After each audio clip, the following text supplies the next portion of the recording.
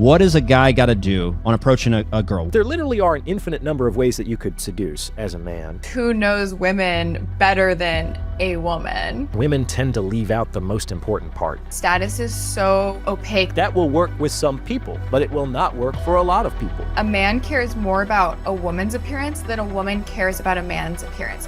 Tell me, what do women want? We're actually pretty simple animals. They just want those things from the men they're already attracted to. 𝗦𝘂𝗯𝘀𝗁.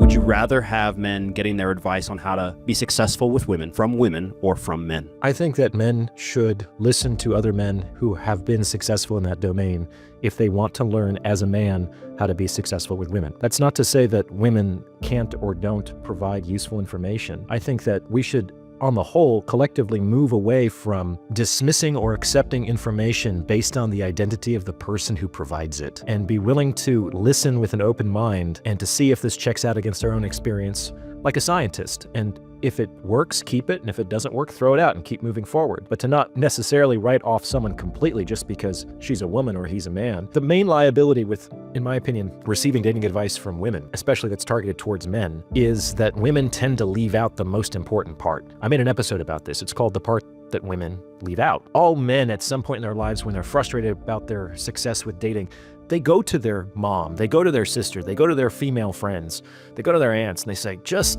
tell me, what do women want? Because I want to give it to them. I want to be the guy who can make the woman happy and get the relationship. Just tell me what they want and I can provide it, or I'll work on providing it. And when I did that when I was younger, the responses I got were, well, I want a man who's kind. I want a man who makes me feel safe. I want a man who's sweet. And I was thinking, well, what the fuck? I'm all three of those things, man. I'm sweet as fuck. I'm very safe. I'm not going to do anything bad, or I'm not one of those guys, right? And it was just, I wasn't getting anywhere. And what I pieced together over time was the part that women always leave out is that it's not that they don't want those things. They just want those things from the men they're already attracted to. Yeah, my take on that is, first of all, if that's like how someone feels strongly, like a woman could never give me advice on what a woman wants, I'm like, okay, if that's how you feel, don't listen to my advice. Like, I'm not here to convince anybody that like my way is the right way. Like, my advice won't resonate with everybody, but it resonates with a lot of guys, and a lot of men find it helpful. As long as that is the case, I will keep giving advice. From a logistics standpoint,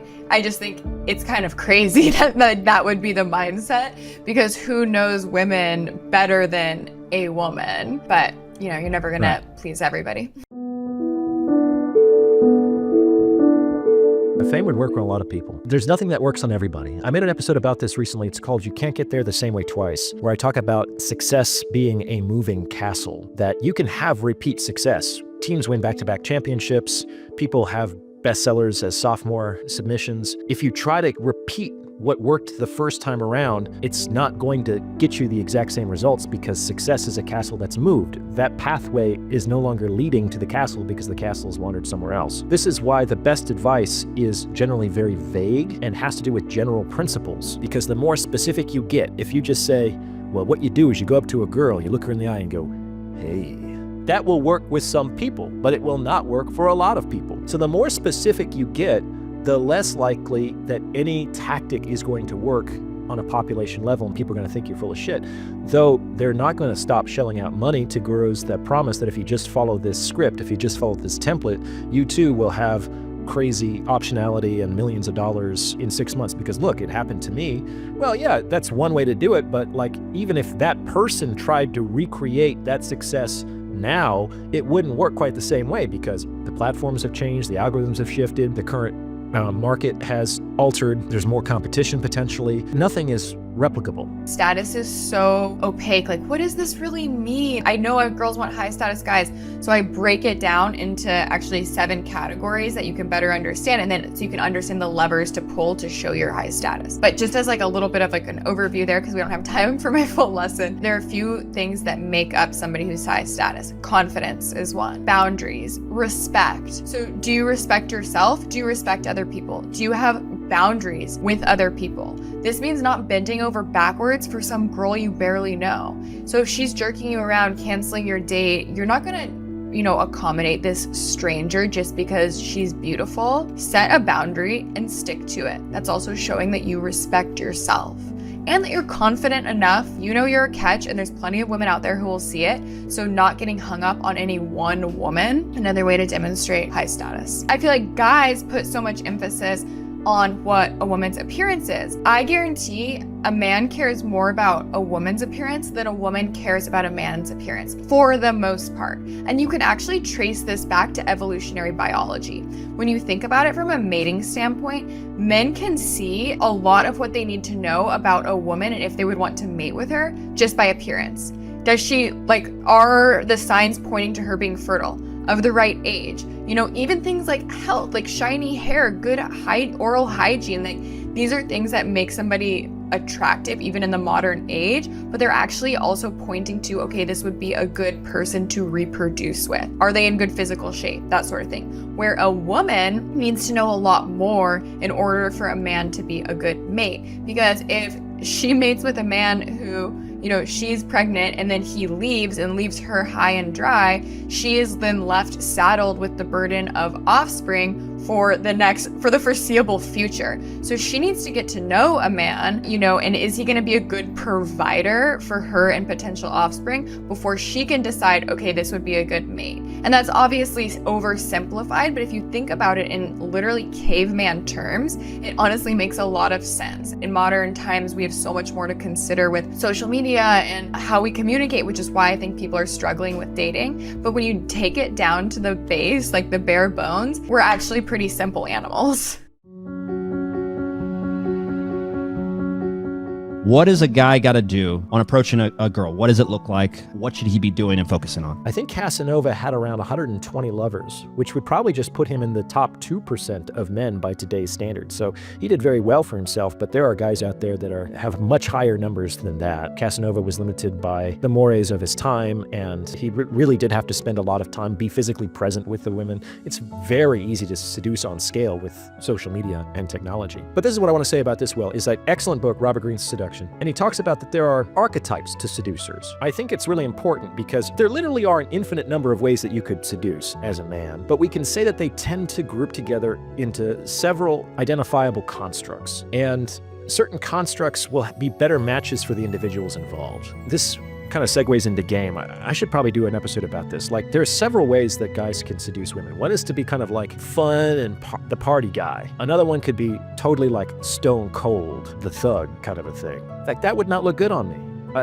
That does work, but if I tried to be the thug, it wouldn't seem authentic, right? It would be tough for me to pull that off. I tend to do more charm and wit and to engage a woman's emotions. It could also be like negging, cocky, and a little bit arrogant. Like, these things consistently work with women. No one approach will work on all women, but all those approaches will work on someone, and some of those approaches will work better for you as an individual man than others. It's unlikely for the vast majority of guys that they're naturally going to fit very closely one of those 5 archetypes that I just rattled off. Now, does that mean that they're faking or lying or being inauthentic when they decide to say, okay, actually being the cold thug would fit best with my personality, so I'm going to lean into that? You might have to lean into one of these things and emphasize certain parts of your personality and lifestyle and let others kind of go into the background. And the more you do that, the more authentic it becomes. But to think that a man is naturally one of these 5 things, or the natural Chad, or else he doesn't have any kind of hope with women, is completely incorrect. First of all,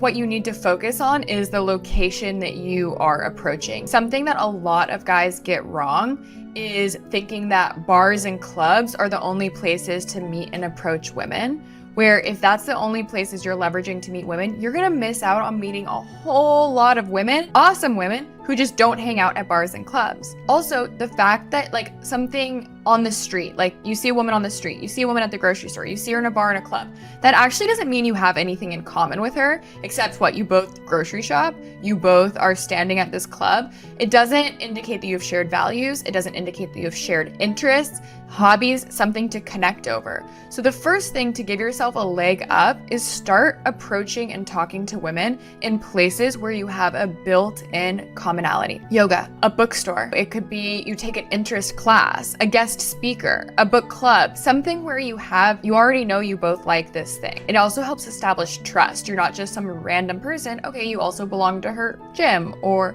you share this thing in common. Having that jumping off point, that thing you have in common, is going to make the next step way easier, which is opening the conversation. You can open it in relation to what is going on around you, something relevant. It just depends where you are, but there are a million things that you could say to somebody that is relevant at a yoga class. Like, hi, have you taken this class before? Have you been to this instructor? Like, wow, that was a really hard session. What did you think? That it makes sense to ask. Then like, hey, how are you? At a grocery store or at a club, where then where does the conversation go? So the next step is then finding something relevant to open the conversation with.